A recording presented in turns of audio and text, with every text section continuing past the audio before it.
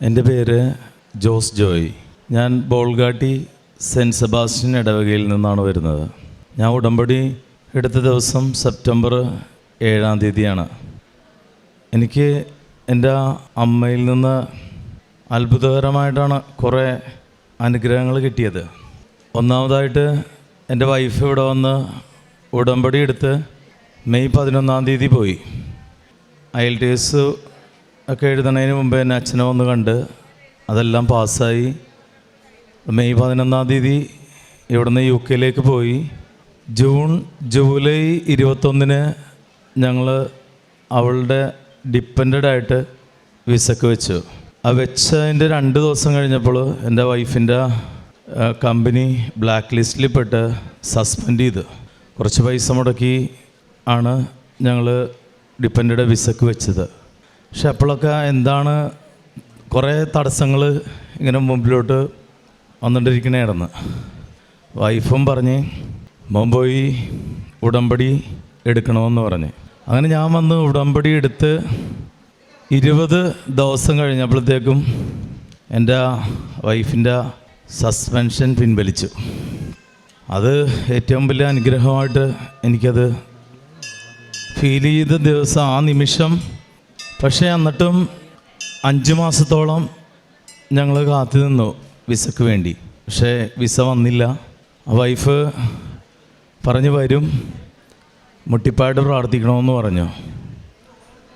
Bible വായനയൊന്നും ഉണ്ടായിരുന്നില്ല.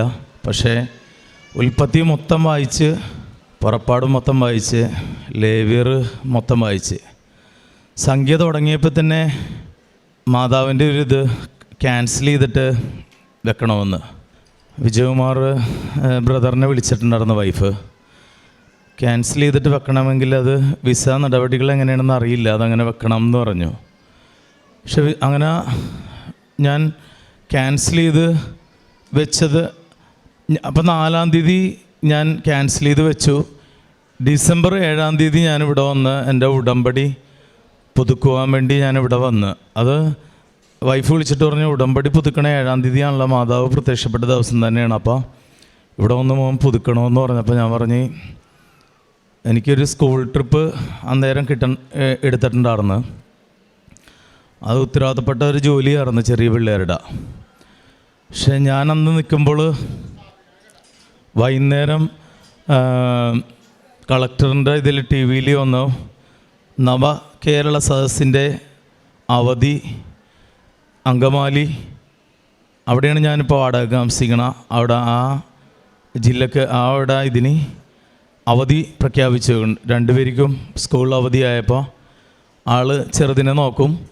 ഞാൻ രാവിലെ തന്നെ അവിടെ നിന്ന് ഇവിടെ വന്ന് ഉടമ്പടി പുതുക്കി.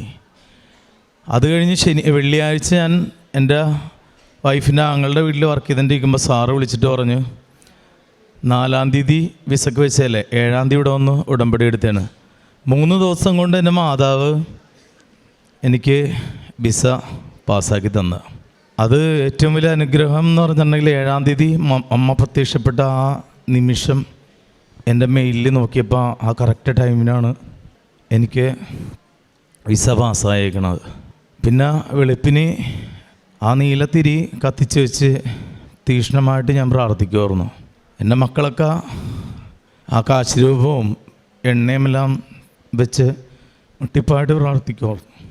രണ്ടാമതായിട്ട് ഇവരുടെ 2ൻ്റെയും വിസ എൻ്റെ വന്നതിന് ശേഷമാണ് കട്ട് ചെയ്ത് വെച്ച്. അവരുടെയും 3 ദിവസം കൊണ്ട് തന്നെ വന്നു. പിന്നെ എൻ്റെ ആത്മസുഹൃത്ത് ഒരു ബേബി എന്ന് പറയുന്ന ഒരച്ചാനുണ്ട്. അച്ചാൻ്റെ വീട് പണി നടക്കണമായിരുന്നു. എൻ്റെ അടുത്തൊരു നിയോഗം അച്ചായന് വേണ്ടി വെക്കണമെന്ന് പറഞ്ഞിട്ടുണ്ടായിരുന്നു. ഞാൻ വെച്ച് ജനുവരി 27-ാം തീയതി അവർ വീട് കയറി താമസിക്കണേണ്. അത്ഭുതകരമായിട്ട് അവർക്ക് ആ വീട് പണി കഴിഞ്ഞ് കടബാധ്യതകളൊന്നും ഇല്ലാതെ അവർക്ക് കയറാൻ സാധിച്ചു. പിന്നെ എൻ്റെ വൈഫിനെ COS നല്ല ഉയർത്തി കൊടുക്കണമെന്ന് പറഞ്ഞു മാതാവിൻ്റെ അടുത്ത് പറഞ്ഞത്. നല്ലോണം ഉയർത്തി ഹോസ്പിറ്റലിൽ തന്നെ കിട്ടി. Praise the Lord. എൻ്റെ അമ്മ ഈശോയിൽ നിന്ന് സഹായിച്ചു തന്നതിന് 1000 നന്ദി പറഞ്ഞോളുന്നത്.